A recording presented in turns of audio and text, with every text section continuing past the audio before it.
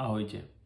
Pamätáte si prípad z predošlého videa, kedy som hovoril, že predávajúci nesmie odmietnúť predať tovar alebo nesmie odmietnúť poskytnúť službu, ktorá je v jeho prevádzkových možnostiach? Slovenská obchodná inšpekcia nedávno na svojom webe zverejnilo rozhodnutie s pokutou 1000 eur za to, že podnikateľ neumožnil spotrebiteľovi vykonať servis, na ktorý sa objednal cez ich elektronický formulár.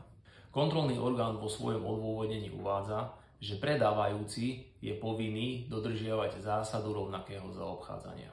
Preto, ak si chcete v podnikaní, prevádzkach a e-shope vyladiť všetky procesy, tak nás kontaktujte. Boli sme v minulosti kontrolóri, poznáme, čo sa kontroluje, ako sa to kontroluje, na ktoré veci sa treba zamerať. Všetky tieto informácie priamo z kontrol vám vieme implementovať do vášho podnikania. Kontaktujte nás určite včasne, ešte pred kontrolou.